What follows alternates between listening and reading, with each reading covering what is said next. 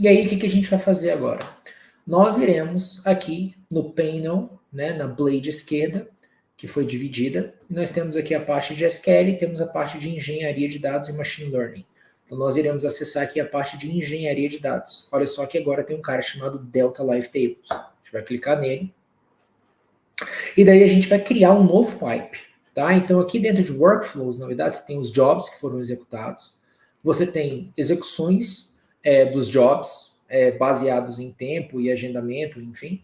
E você tem o Delta Live Tables. Então a gente vai criar um novo Delta Live Tables. Então, primeiramente, qual é o nome do meu pipeline? Então eu vou chamar ele de DLT Rides YouTube. Tá? E aqui a gente vai começar a fazer a configuração deste DLT. Então a primeira coisa que a gente vai escolher aqui é o Product Edition, tá? E você pode ver que para o DLT você tem 3 opções. Então vamos clicar aqui para ver essas 3 opções e qual a diferença deles, tá?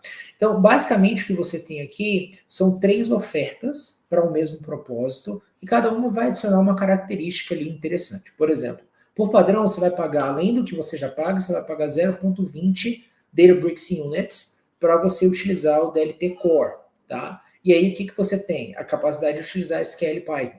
Se você utilizar o Pro, o que você ganha? Você ganha capacidade de trabalhar com Change Data Capture. Então você tem uma outra feature que você pode habilitar para trabalhar com Change Data Capture. E por fim, você tem o mais robusto, que é o 0.36 DBUs, que nada mais é do que, além de utilizar SQL, Python e CDC, você também pode habilitar Data Quality e monitoramento. Tá? E aí você pode aqui ter uma comparação de features. Tá? Então, você vê que, na verdade, a outra parte vai ser mais completa, absolutamente. Né? Isso, nesse caso, nós iremos escolher, no caso eu estou escolhendo aqui o Advanced, porque eu quero mostrar para vocês parte de relatório, todo o visual do DLT e assim por diante. Depois, outra configuração que você vai ter que fazer. Você vai configurar o modo de pipeline. Então, aqui é o Pipeline Mode. Existem 2 formas, tá? Você tem o Triggered e o Continuous. Qual a diferença entre eles, Luan? O Spark 3.1 ou 3.2 implementou um cara chamado Trigger Now. Tá? É uma nova capacidade do Structure Streaming de processar dados numa velocidade de menos microbatch-ish, para ser mais eficiente. Tá? E aí a gente, na verdade, tem essa referência ao Continuous. Ou seja, quando você seleciona o modo contínuo, o que você está falando, na verdade, é executar esse cara constantemente. Tá? Enquanto o trigger, você está utilizando uma trigger now para você executar de tempos em tempos isso. Então, se você vier aqui em Pipeline Mode, você vai ver que Trigger Pipelines atualizam uma vez e depois é desligada. Então, você liga, processa, acabou, desliga. Tá? E assim por diante. E você tem o Continuous, que vai ser constante. No nosso caso aqui, a gente vai utilizar o Trigger. Tá? E aí, vejam uma coisa importante, que eu posso utilizar o Trigger e Streaming. Tá? Não é porque eu estou utilizando o Trigger que eu não estou utilizando Streaming, tá? São coisas diferentes. Então, aqui agora que eu configurei o Product Edition e o Pipeline Mode, eu vou configurar o Source Code. E o que é o Source Code? Nada mais é o repositório que nós criamos, na verdade, a plataforma de código ali que nós criamos, o nosso notebook, tá? YouTube Live DLT Rights. Então, eu estou vinculando esse DLT, esse pipeline, a este repositório, nesse caso, este notebook aqui, beleza? Aí aqui vem, é totalmente preview e novo, a integração já singular com o Unity Catalog.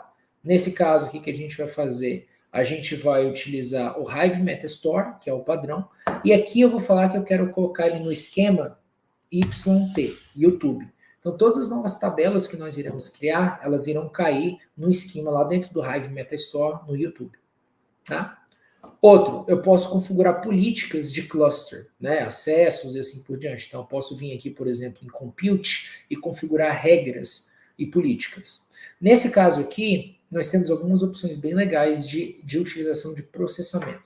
Então, eu tenho melhoria no autoscaling, eu tenho autoscaling legado, que é o que a gente não usa, ou fixed size. Então aqui você está falando, cara, você vai trabalhar com 5 workers. Ou, não, você vai trabalhar com autoscaling. Então você pode começar com um worker e ir até 3 workers, tá? E aqui vem um ponto importante. Bem, Luan, o que é o Photon Acceleration, né? Vejam que, olha só que interessante.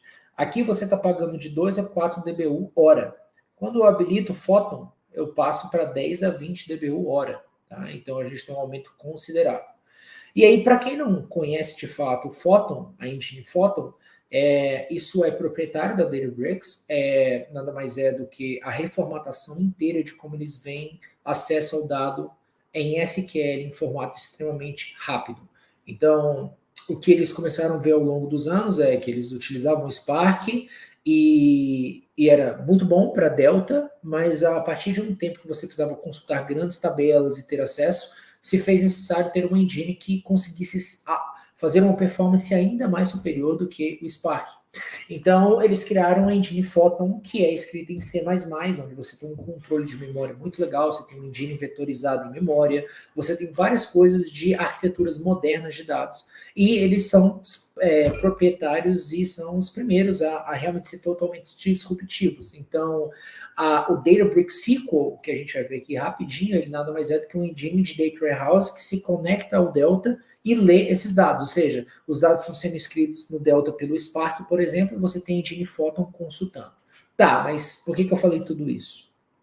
O Photon, existem operações específicas no Spark que são muito que impactam bastante o processo num todo. E a engine Photon, ela resolve a maioria desses grandes problemas complexos, como shuffle, como reordenação, como broadcasting, como spill, skew. Então, a engine Photon possui algumas otimizações nível memória que fazem com que o acesso, certos tipos de operações agrupadas, certos tipos de operações em batches, funcionem mais rápido, assim como streaming também. Então, quando você adiciona o Photon aqui, o que você está falando cara, eu vou passar a ter certos tipos de otimizações em cima disso. Minha recomendação inicial pelo preço, é muito alto. Utilize somente isso aqui quando de fato você tiver um pipeline que seja robusto e que você precise ganhar a otimização o máximo possível e executar da melhor forma. Tá? Aqui eu vou adicionar algumas tags, então vou falar qual é o type, vou chamar de dev, e vou falar que o usuário que criou esse pipeline é o Luan.moreno. Beleza? Show. Aqui eu posso adicionar notificações, então eu posso falar, cara, me alerta, né, em caso de falha. Ou quando ele for tentar fazer o update, quando eu tiver uma falha fatal, me adiciona. Né? Eu também posso adicionar outras pessoas. E aqui vem a parte de configuração extra que você pode passar. São configurações que vão ser sobrescritas durante a execução. E aqui a gente tem o channel. Tá? O channel basicamente é a versão do Delta Live Tables que você está utilizando. Ou você vai usar current, ou você vai usar preview. Preview são recursos novos, então tudo que é lançado novo vai ser colocado inicialmente no preview. E por fim, você vai escolher o seu tipo de máquina, né? Qual é o tipo de máquina que você vai deixar para os seus workers e quais são os tipos de máquinas que você vai deixar para o seu driver. Então aqui eu vou selecionar uma máquina completamente básica, uma standard, com 16 GB de RAM e 4 cores, e o meu driver vai ser exatamente do mesmo jeito. Bem, outro ponto legal. Tá vendo que a gente fez essa configuração por UI? A gente também pode ter esse pipeline e criar ele dessa forma. Então, uma vez que você salva isso aqui, você tem a configuração para criar novos pipelines ou para automatizar isso de alguma forma, tá? Então, eu vou apertar Create, e se eu não fiz nenhuma besteira, ele vai criar para mim o DLT, esse pipeline. Bom, olha só que lindo. Criou. Tá vendo esse gráfico, Matheus? Lindo esse gráfico, né? Tá aí, configurado. Top. Top, tem nada. Mas o que acontece aqui? O que a gente consegue já ver de cara? Então, a gente tem uma parte gráfica aqui, que não tem nada gerado ainda. Nós temos o ID do pipeline. Então, toda vez que você cria um pipeline no DLT, ele vai te dar um UID aqui.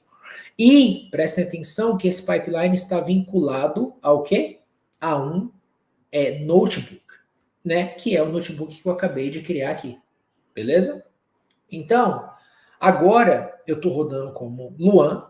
Eu vou começar a escrever o meu DLT, Matheus.